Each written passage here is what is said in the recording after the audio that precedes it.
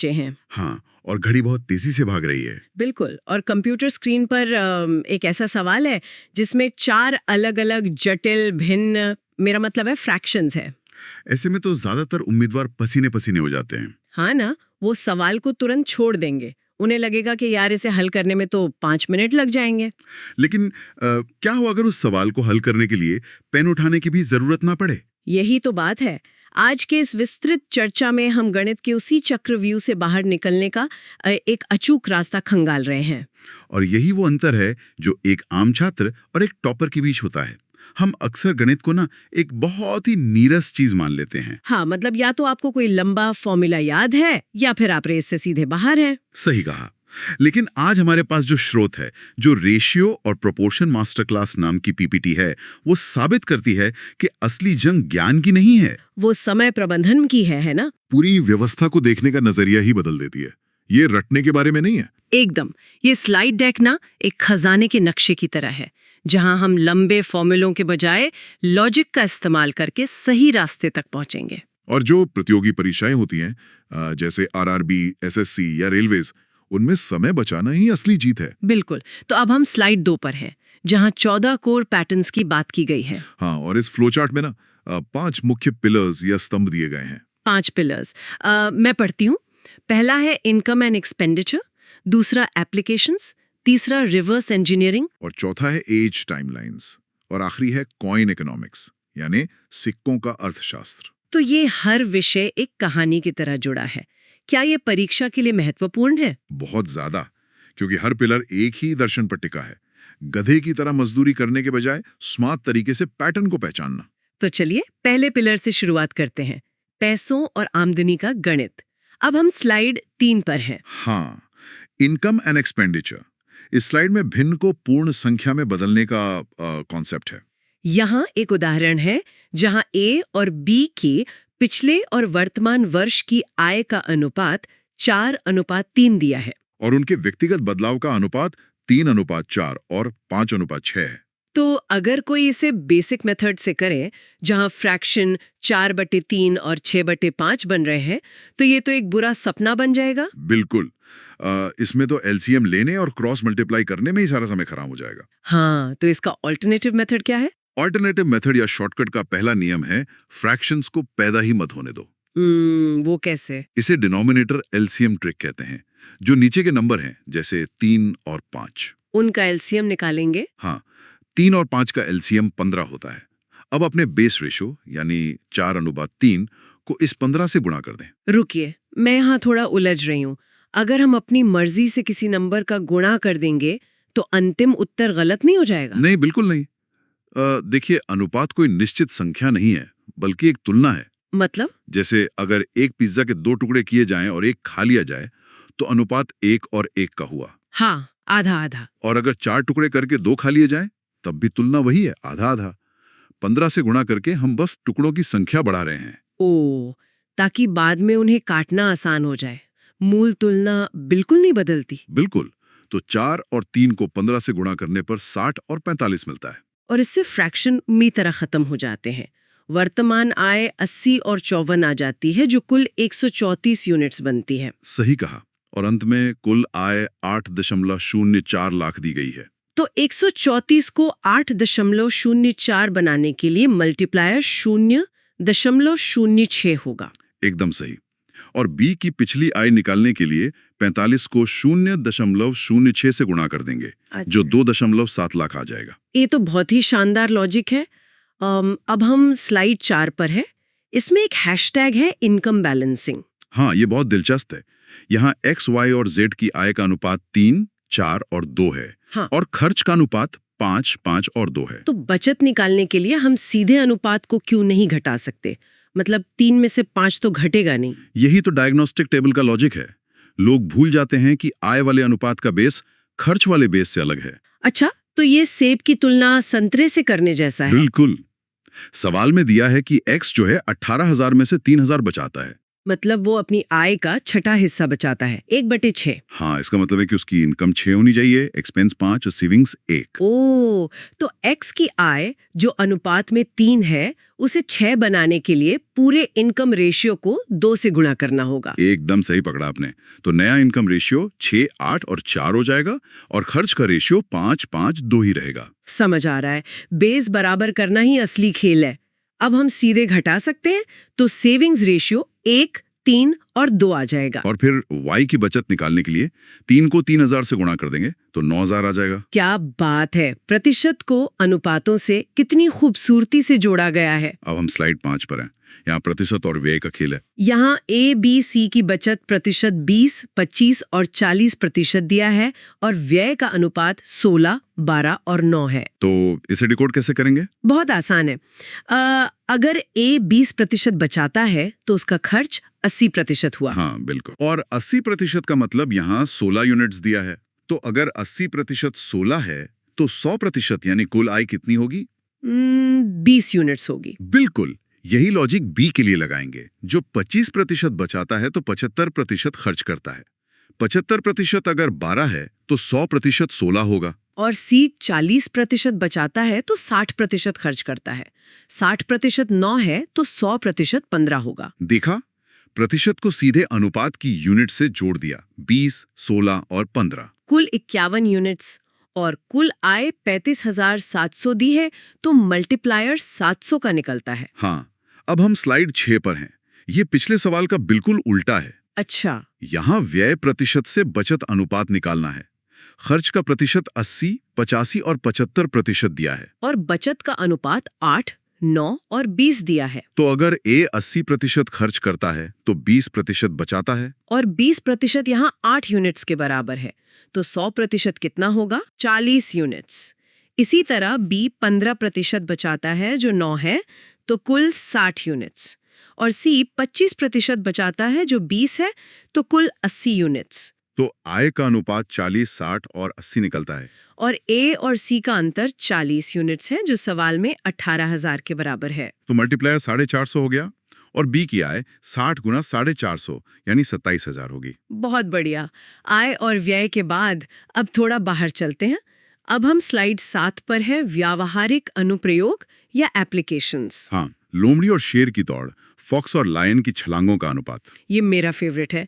यहाँ एक cross shift matrix की बात की गई है। टाइम या लीप्स 7 और 5 दिए हैं और डिस्टेंस 5 और 6। और फिर तिरछा गुणे यानी क्रॉस मल्टीप्लाई किया गया है। सच कहूँ तो ये मुझे कोई जादू की ट्रिक लगी। हम तिरछा गुणा आखिर क्यों कर रहे हैं? ये कोई ट्रिक नहीं है। स्लाइड में एक शॉर्टकट लॉजिक बॉक्स है। S is inversely proportional to T। मतलब स्पीड और टाइम उल्टे होते हैं। हाँ, अगर दूरी समान है तो जो कम समय लेगा उसकी गति ज्यादा होगी। इसलिए 7 गुणा 6 42 होता है और 5 गुणा 5 25। ओह, तो 42 और 25 का स्पीड रेशियो सीधे इसी तिरछे गुणा से आ जाता है। बिल्कुल। अब हम स्लाइड 8 पर हैं। अधिकारी और सहायक, ये ऑफिस स्टाफ के छोड़कर जाने के बारे में है। हाँ, इसमें लिखा है कि कुछ अधिकारी चले गए, फिर कुछ सहायक चले गए। ये तो बहुत कंफ्यूजिंग लग रहा है। लेकिन यहाँ इस पीपीटी का सबसे महत्वपूर्ण नियम है, जो ग्रुप ऑफिस छोड़कर नहीं गया उसकी संख्या अनुपातों में समान होनी चाहिए। ये तो वैसा ही है जैसे हम घर पर चाय बना रहे हों।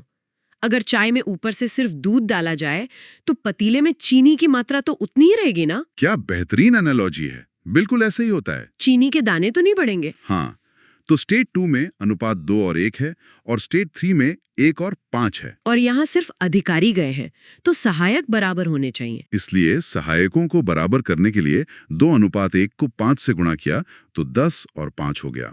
इससे अधिकारियों में 9 यूनिट्स की गिरावट साफ दिखती है। 10 से 1 हो गया। और ये 9 यूनिट्स 45 अधिकारियों के जाने के बराबर है।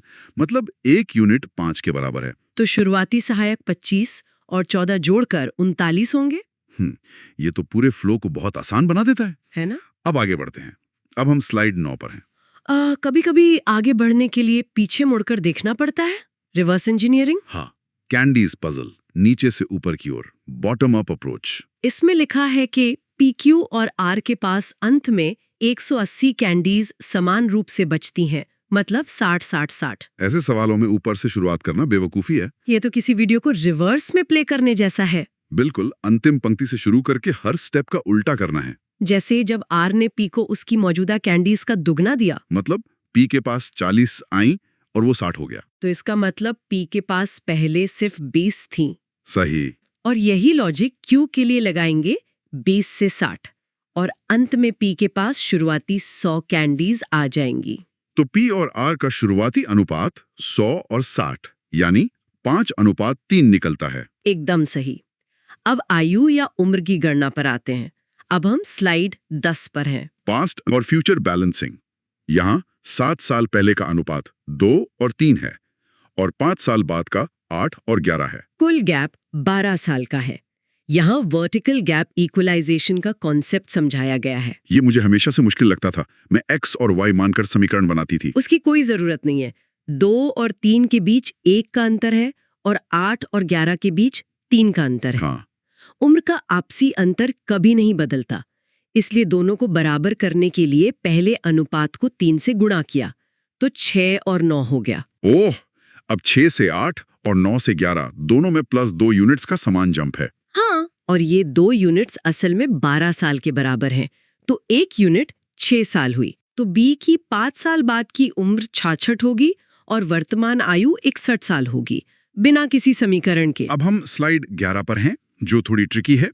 यहाँ ए के 10 साल बाद और बी के 4 साल पहले की उम्र का अंतर 20 दिया है। टाइमलाइन शिफ्ट हटाना, वर्तमान का अंतर कैसे निकालें इसमें? देखिए, ए को 10 आगे और दूसरे को 4 पीछे करने का मतलब है कि कुल 14 साल का एक कृत्रिम या आर्टिफिशियल अंतर पैदा किया गया है। तो उस 14 को हम 20 में से घटा देंगे। बिल्कुल। तो शुद्ध वर्तमान अंतर सिर्फ 6 साल है। कमाल है। और अनुपात 5 और 3 में 2 यूनिट का गैप है। 2 यूनिट बराबर 6 साल, तो ए की वर्तमान उम्र 15 साल होगी। बहुत बढ़िया। अब अनुपात की ट्रिक्स पर चलते हैं। अब हम स्लाइड 12 पर हैं। कंपाउंड और इनवर्स रेशियोज। हाँ, इनवर्स रेशियोज का मतलब है भिन्नों को उलटना, जैसे x बटे yz को yz बटे x बनाना। और कंपाउंड का मतलब है सबका आपस में गुणा करना। तो जब हम इन सबको गुणा करते हैं तो x yz बटे 1 आ जाता है। ये तो सीधा फॉर्मूला बेस था। अब हम स्लाइड 13 पर हैं और ये चेन रेशियोज का भ्रम है। a से e तक की चेन कैलकुलेशन। उफ, ABCDE ये देखकर तो किसी को भी घबराहट हो जाए। विकल्प इतने बड़े बड़े हैं। लेकिन यहाँ एक शानदार शॉर्टकट है, एंकर पॉइंट ट्रिक। आपको पूरी चेन कैलकुलेट ही नहीं करनी है। मतलब A और B का शुरुआती अनुपात हमेशा 4 और 7 ही रहना चाहिए। अच्छा, तो सिर्फ विकल्पों को चेक कीजिए। अच्छा। ऑप्शन डी में 520 और 910 है। इसे 130 से काटने पर 4 और 7 आता है ना आसान? कोई गणित करने की जरूरत ही नहीं। ये तो परीक्षकों के माइंड गेम समझने वाली बात है। अब हम स्लाइड 14 पर हैं, चूड़ियों का टूटना। श्रीमती गिरी की 12 चूड़ियां यानी 1 दर्जन गिर जाती हैं। टूटी और बिना टूटी चूड़ियों का अनुपात क्या नहीं हो सकता? यहाँ तो मुझे लगता है कोई गणित काम ही नहीं आता। यहाँ सिर्फ भौतिक वास्तविकता, मेरा मतलब है फिजिकल रियलिटी देखनी है। बिल्कुल। आप आधी चूड़ी को तो नहीं गिन सकते ना। हाँ, इसलिए अनुपातों का योग 12 को पूरी तरह विभाजित करना चाहिए। विकल्प सी में 2 और 3 का योग 5 है और 5 12 को विभाजित नहीं करता, इसलिए ये अनुपात असंभव है। बहुत लॉजिकल है। अब हम आखिरी पिलर पर आते हैं। अब हम स्लाइड 15 पर हैं, कॉइन इकोनॉमिक्स यानी सिक्कों का अर्थशास्त्र। यहाँ मूल्य और संख्या का अनुवाद समझाया गया है। बैग में 1 रुपए, 50 पैसे और 25 पैसे के सिक्के 5, 6 और 7 के अनुपात में है। तो इसे कैसे सुलझाएं? इसके लिए हम एक टाइप, काउंट और वैल्यू का मैट्रिक्स बनाते हैं। अच्छा, प्रकार, गिनती और मूल्य। हाँ, यहाँ स्पष्ट किया गया है कि सिक्कों की संख्या और उनकी असल कीमत अलग अलग होती है। हाँ, जैसे 50 पैसे के 6 सिक्के हैं तो गिनती 6 है, लेकिन वैल्यू सिर्फ 3 रुपए है। एकदम सही। तो 5 सिक्के 1 रुपए के हुए 5 रुपए, 6 सिक्के 50 पैसे के हुए 3 रुपए और 7 सिक्के 25 पैसे के हुए 1.75 रुपए। तो कुल वैल्यू 9.75 यूनिट्स हो गई, जो 390 रुपए के बराबर है। तो हमारा मल्टीप्लायर 40 का हो गया। समझ आ रहा है। अब हम स्लाइड 16 पर हैं। ये सबसे एडवांस सवाल लग रहा है। हाँ, प्राइम नंबर्स और रिवर्सल। यहाँ 3 लगातार विषम अभाज्य संख्याएं यानी कंसेक्यूटिव ऑड प्राइम नंबर्स 3, 5 और 7 सिक्कों का अनुपात है। 1 रुपये 50 पैसे और 10 पैसे के सिक्के, तो इनकी वैल्यू फ्रैक्शन में आएगी। 1/2, 1/4, 1/10। फ्रैक्शन से कैसे बचें? फिर से वही एलसीएम ट्रिक। 2, 4 और 10 का एलसीएम 20 है। तो 3, 5 और 7 को 20 से गुणा करेंगे हाँ, जिससे 60, 100 और 140 बन गया। और इससे ओरिजिनल वैल्यू 69 यूनिट्स आती है, जो 552 रुपए के बराबर है। मतलब मल्टीप्लायर 8 का है। अब सवाल कहता है कि सिक्कों की संख्या पलट दी गई, यानी 140, 100 और 60 कर दी गई। तो नई वैल्यू 101 यूनिट्स आई, मतलब 32 यूनिट्स की वृद्धि हुई। और 32 को 8 से गुणा करेंगे तो 256 रुपए का सीधा उत्तर आ जाएगा।